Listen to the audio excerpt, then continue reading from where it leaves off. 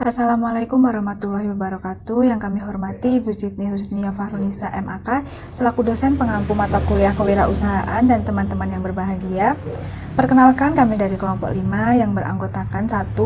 Vika Melinda dengan nomor NPM 04, yang kedua adalah Ajeng Megumi Puspitasari dengan nomor NPM 13, dan saya sendiri Rosa Dwi Anini Putri dengan nomor NPM 097, ingin mempresentasikan hasil diskusi kami yaitu pemasaran usaha. Jadi, di sini ada 5 subbab yang akan kita bahas. Yang pertama adalah mengapa pemasaran faktor yang penting dalam kewirausahaan. Yang kedua adalah pengusaha menghadapi tantangan pemasaran yang unik. Dan yang ketiga adalah mendapat informasi pasar. Yang keempat adalah strategi pemasaran untuk pengusaha. Yang terakhir adalah kemampuan pemasaran untuk mengelola pertumbuhan. Perkenalkan, saya Vika Melinda NPM 004 akan mempresentasikan yang pertama, yaitu mengenai mengapa pemasaran faktor yang penting dalam kewirausahaan. Pemasaran adalah proses penting bagi pengusaha karena tidak ada usaha yang dapat menjadi mapan dan tumbuh tanpa pasar pelanggan. Proses memperoleh dan mempertahankan pelanggan adalah inti dari pemasaran. Pengusaha harus menciptakan penawaran atau mendesain produk dan menetapkan harga, membawa penawaran ke pasar atau melalui distributor.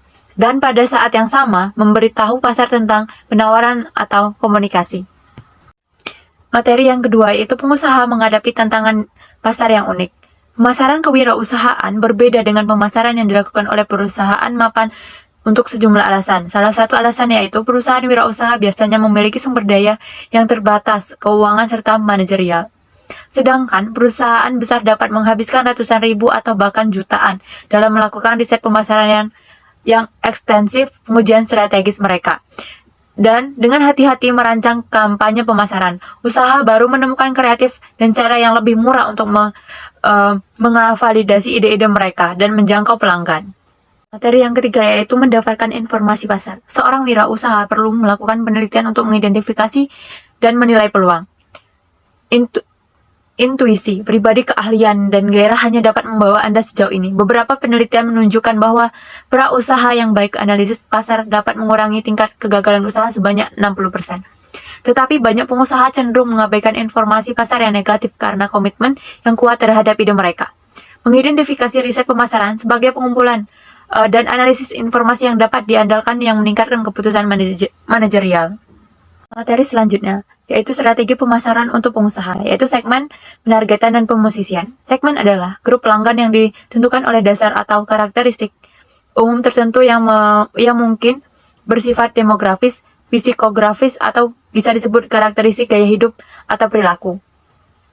Penargetan membandingkan segmen yang ditentukan dan kemudian memilih yang paling menarik yang menjadi PTA.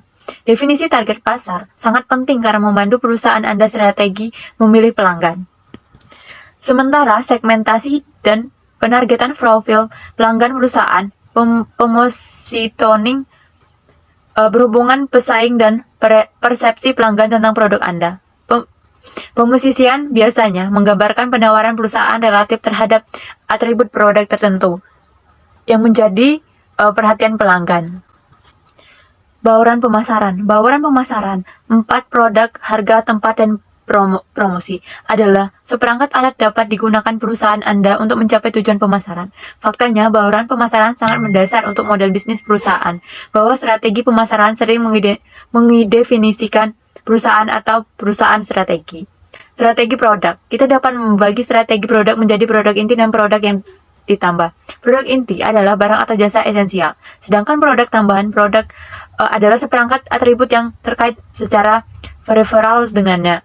Misalnya, Apple memproduksi dan memasarkan iPod-nya, produk inti, tetapi juga menyediakan iTunes untuk mengunduh musik dan pemecahan masalah produk sebagai layanan tambahan. Importance Performance Analysis. Mengidentifikasi CVP juga dikenal sebagai pernyataan pemosisian merupakan langkah penting dalam pemasaran produk atau layanan terlepas dari industri Anda. Setiap pernyataan pemosisian memiliki 4 elemen. Yang pertama, kelompok sasaran dan kebutuhan. Yang kedua, merek. 3, konsep. Dan terakhir, titik perbedaan. Diferensiasi produk. Penting untuk produk awal kesuksesan serta untuk membandingkan merek jangka panjang. Di awal hari, merek Kentucky yang dikelola keluarga generasi ke-6 produsen bourbon. Memanfaatkan atribut terkait produk yang membuat bourbonnya unik, misalnya gandum sebagai gantinya gandum hitam, fermentasi 6 tahun, dan produk batch kecil. Untuk membangun citra khusus untuk mereka, selama beberapa dekade perusahaan telah dapat mengandalkan beberapa produk ini untuk memperkuat posisi kualitasnya. Kurva difusi produk bisa kita lihat di gambar 5.6. Menangkap perilaku adopsi secara grafis, menunjukkan segmen pelanggan yang disebut inovator, mengadopsi awal, mayoritas awal, akhir, mayoritas, dan lamban. Sejumlah faktor mempengaruhi tingkah difusi atau seberapa cepat pelanggan mengadopsi produk baru. Jika suatu produk memiliki risiko atau kompleks atau tidak sepenuhnya kompatibel dengan produk yang sudah ada, maka pasar biasanya akan mengadopsinya dengan lanjut yang cukup lambat. Sekian dan akan dilanjutkan oleh Ajeng Megumi. Saya Ajeng Megumi Dwi Puspitasari, NPM 2013 31000013, akan melanjutkan presentasi dari rekan saya. Yang selanjutnya, strategi harga. Mengembangkan strategi penetapan harga yang optimal merupakan tantangan yang menakutkan bagi perusahaan-perusahaan wirausahaan yang sudah maju. Pada gambar 5.7 menunjukkan berbagai opsi penetapan harga. Pengusaha mengeluarkan banyak biaya dalam memulai usahanya, yaitu seperti biaya tetap. Biaya tetap ini tidak berubah dengan volume produksi, seperti fasilitas, peralatan, dan gaji. Kemudian ada biaya variabel. Biaya variabel ini berubah dengan volume produksi, seperti bahan baku, tenaga kerja per jam, dan komisi penjualan. Banyak pengusaha dalam menetapkan harga menggunakan metode berbasis biaya, menandai produk berdasarkan biayanya, ditambah margin keuntungan yang diinginkan. Seperti pada titik C, pada gambar 5.7. Terdapat dua strategi harga. Yang pertama ada skimming harga. Skimming harga ini menetapkan margin tinggi sehingga Anda dapat mengharapkan untuk mendapatkan pasar yang terbatas karena harga Anda akan relatif tinggi. Kemudian yang kedua ada penetrasi harga. Penetrasi harga ini bertujuan untuk mendapatkan pasar yang tinggi, saham dengan margin yang lebih rendah dan harga yang relatif lebih rendah. Selanjutnya, strategi distribusi atau tempat. Distribusi menghadirkan tantangan khusus bagi wirausahawan karena saluran distribusi seringkali sulit diatur pada awalnya. Pada gambar 5.8 menunjukkan struktur saluran distribusi tradisional untuk konsumen dan bisnis ke bisnis pemasaran. Distribusi dapat menjadi masalah bagi perusahaan jasa kewirausahaan serta untuk mereka yang memproduksi barang. Keputusan distribusi untuk perusahaan jasa seringkali adalah lokasi keputusan karena banyak layanan mengharuskan penyedia layanan berinteraksi langsung dengan pelanggan. Distribusi yang efektif adalah ketersediaan dan aksesibilitas layanan kepada pelanggan sasarannya. Seiring pertumbuhan perusahaan jasa tahap awal, lokasi baru seringkali merupakan sarana terpenting untuk menarik pelanggan baru dan meningkatkan penjualan. Strategi saluran distribusi ini mencakup 3 jenis cakupan saluran. Yang pertama, cakupan intensif. Cakupan intensif ini bekerja untuk barang konsumsi dan produk bergerak cepat lainnya. Kemudian yang kedua ada distribusi selektif. Distribusi selektif dapat melindungi dealer dan pengecer dari persaingan, sekaligus membantu mempertahankan harga dengan menggagalkan persaingan harga. Dan yang ketiga ada distribusi eksklusif. Distribusi eksklusif ini sering digunakan untuk produk barang mewah. Yang selanjutnya, strategi komunikasi pemasaran atau promosi. Komunikasi pemasaran menyampaikan pesan ke pasar. Pesan tentang produk dan layanan perusahaan sebagai juga tentang perusahaan itu sendiri. Elemen komunikasi pemasaran dari pemasaran bauran adalah campuran dalam campuran. Bauran komunikasi didefinisikan sebagai iklan, promosi penjualan, hubungan masyarakat, penjualan pribadi, dan pemasaran langsung. Bauran komunikasi pemasaran dan beberapa elemennya ditujukan pada gambar 5.9. Pada gambar 5.9, marketing communication atau komunikasi pemasaran. Ini meliputi advertising atau iklan, kemudian sales promotion atau promosi penjualan, kemudian ada public relation atau hubungan masyarakat, selanjutnya ada personal selling atau penjualan pribadi, dan yang terakhir ada direct marketing atau pemasaran langsung. Strategi komunikasi ini dibagi menjadi dua. Yang pertama push atau strategi dorong. Strategi dorong ini bertujuan untuk mendorong produk melalui saluran menggunakan alat seperti promosi dagang, pameran dagang, dan penjualan pribadi kepada distributor atau anggota saluran lainnya. Yang kedua ada pull atau strategi tarik. Strategi tarik ini bertujuan untuk menciptakan permintaan pengguna akhir dan mengandalkan permintaan itu untuk menarik produk melalui saluran. 3 jenis utama promosi penjualan. Yang pertama ada promosi konsumen. Promosi konsumen adalah penawaran yang ditawarkan langsung kepada konsumen untuk mendukung strategi tarik. Kemudian yang kedua ada promosi perdagangan.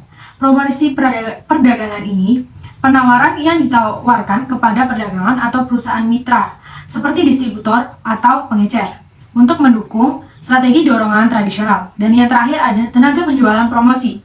Tenaga penjualan promosi ini memotivasi dan menghargai tenaga penjualan perusahaan itu sendiri atau tenaga penjualan distributornya. Saya Rosa Dwi Andini Putri dengan nomor NPM 097 akan melanjutkan pembahasan, yaitu kita akan membahas pemasaran gerilya. Jadi pemasaran gerilya adalah kegiatan pemasaran yang bersifat non-tradisional, akar rumput, dan menawan yang menarik perhatian konsumen dan membangun kesadaran akan perusahaan. Gerilya pemasaran seringkali dikaitkan dengan menciptakan buzz atau menghasilkan banyak informasi dari mulut ke mulut di pasar. Jadi di sini ada beberapa jenis-jenis pemasaran gerilya. Yang pertama adalah pemasaran dari mulut ke mulut. Memberikan orang-orang alasan untuk membicarakan produk dan layananmu dan membuatnya lebih mudah untuk percakapannya itu dilakukan di tempat. Yang kedua adalah pemasaran buzz. Menggunakan profil tinggi, hiburan, atau berita untuk mendapatkan orang untuk berbicara tentang merek Anda. Dan yang ketiga adalah pemasaran viral. Menciptakan pesan yang menghibur atau inovatif yang dirancang untuk diteruskan dalam mode eksponensial. Seringkali secara elektronik atau melalui email. Pengusaha dapat menggunakan semua kampanye promosi non-tradisional ini untuk menarik perhatian orang-orang, terutama generasi muda yang mungkin sekarang tidak lagi memperhatikan kampanye TV dan media cetak.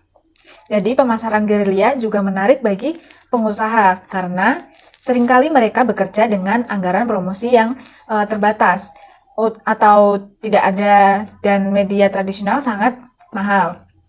Sayangnya bagi pengusaha metode promosi non-tradisional seperti itu adalah mendapatkan perhatian pemasaran besar yang ingin menerobos kekacauan media yang ada. Beberapa ahli menyarankan bahwa tradisional pemasaran kurang memanfaatkan hubungan masyarakat atau menggunakannya hanya sebagai renungan, sehingga membuka pintu bagi pemasar gerilya kreatif. Jadi di sini ada dua penggunaan taktik gerilya. Di sini Anda dapat menggunakan taktik gerilya dalam periklanan dan juga penjualan pribadi. Contoh dalam periklanan adalah poster memukau di kereta bawah tanah dan penjualan pribadinya. Contohnya adalah penampilan kreatif di pameran dagang. Tetapi kemungkinan besar Anda akan menggunakannya sebagai bentuk PR, sebagai taktik yang mengumpulkan visibilitas dan publisitas positif. Banyak dari apa yang sekarang kita sebut pemasaran secara berada di ranah pemasaran gerilya karena pengalaman interaktif dan ringan. Tapi seperti yang kami catat sebelumnya, taktik gerilya menjadi semakin banyak sulit bagi pengusaha untuk mengeksekusi karena setiap pemasaran korporat eksekutif juga mencoba untuk berhasil dalam pemasaran gerilya dan memiliki banyak anggaran yang lebih besar untuk digunakan. Jadi di sini adalah ada kampanye pemasaran gerilya yang rumit di Toronto yang dirancang untuk mempromosikan HBO serial komedi. Menampilkan tim jalanan dengan ransel yang dilengkapi TV untuk menunjukkan kepada pejalan kaki 30 klip promosi kedua. Gambaran kapur yang mempromosikan serial ini di persimpangan utama dan iklan di kamar mandi agensi media besar yang memamerkan kutipan raksasa dari ulasan acara. Upaya oleh perusahaan besar dan biro iklan untuk menetapkan standar untuk pemasaran gerilya membuat taktik ini kurang dapat diakses oleh perusahaan kecil. Tetap saja, selama pengusaha dicetuskan oleh kreativitas, keberhasilan gerilya masih bisa dimungkinkan. Meski mereka membutuhkan aliran ide dan energi yang terus-menerus, Masalah dalam pemasaran gerilya. Yang pertama adalah identifikasi tantangan dan kembangan solusi kreatif. Yang kedua adalah temukan drama in hand. Ada persembahan dan terjemahkan itu menjadi manfaat yang berarti. Yang ketiga adalah dapatkan perhatian orang dan dapatkan kaki di pintu atau menghasilkan penjualan pertama. Dan yang terakhir adalah buat buzz. Setelah Anda masuk pintu pemasaran dari mulut ke mulut. Jadi kesimpulannya adalah pengusaha yang menciptakan strategi pemasaran yang sukses harus memiliki pemasaran yang jelas visi tujuan mereka. Mereka juga harus memahami bagaimana satu elemen strategis mempengaruhi yang lain karena jika unsur-unsur bauran pemasaran produk, harga, distribusi, dan komunikasi tidak sepenuhnya kompatibel, jika campurannya tidak logis secara internal strategis, tidak akan berhasil. Bahkan strategi awal yang baik saja tidak cukup, karena pasar bersifat dinamis. Perusahaan wirausaha lebih dari bisnis dewasa, harus terus-menerus mengevaluasi kembali strategi dan bagaimana hal itu mempengaruhi pertumbuhan. Kita akan membahas keterampilan pemasaran untuk mengelola pertumbuhan. Ada dua area utama yang harus Anda fokuskan. Yang pertama adalah memahami dan mendengarkan pelanggan. Yang kedua adalah membangun merek. Di sini kita akan membahas poin pertama, yaitu memahami dan mendengarkan pelanggan. Meskipun pengambilan keputusan berbasis institusi dapat bekerja dengan baik pada awalnya untuk beberapa pengusaha, institusi memiliki keterbatasan. Pengusaha harus selalu berhubungan dengan pelanggan mereka sebagai mereka mengembangkan perusahaan mereka. Pengusaha dengan produk atau alokasi pertama yang sukses sering melebih-lebihkan permintaan untuk yang kedua. Terkadang karena kepercayaan diri mereka mendorong mereka untuk terlalu mengendalikan institusi mereka sendiri.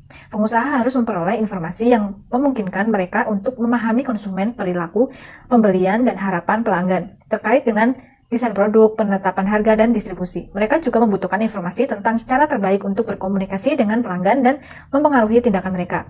Pemasaran membangun hubungan sebagai dengan menggunakan informasi untuk menyesuaikan bauran pemasaran. Ada beberapa cara untuk mendengarkan pelanggan. Beberapa memerlukan penelitian formal, dan yang lain menggunakan sistem informasi untuk mengumpulkan informasi dan memindai lingkungan pasar. Leonard Berry mengutip portofolio metode yang dapat digunakan pengusaha untuk membangun pendengaran sistem seperti yang ada di dalam PPT. Semua pengusaha menghadapi kebutuhan untuk membangun merek, yang merupakan tugas ganda membangun merek, kesadaran, dan membangun ekuitas merek. Kesadaran merek adalah kemampuan pelanggan untuk mengenali dan mengingat merek ketika diberikan isyarat. Ekuitas merek adalah pengaruh kesadaran merek dan citra merek pada respon pelanggan terhadap merek. Ekuitas merek bisa positif atau negatif. Ekuitas merek yang positif adalah tingkat pemasaran keunggulan yang akan dimiliki merek atas pesaing yang tidak disebutkan namanya. Sedangkan ekuitas merek negatif adalah kerugian yang terkait dengan merek tertentu. Terima kasih, sekian presentasi dari kami. Kurang lebihnya mohon maaf dan semoga presentasi ini bisa bermanfaat bagi kita semua. Sekian, wassalamualaikum warahmatullahi wabarakatuh.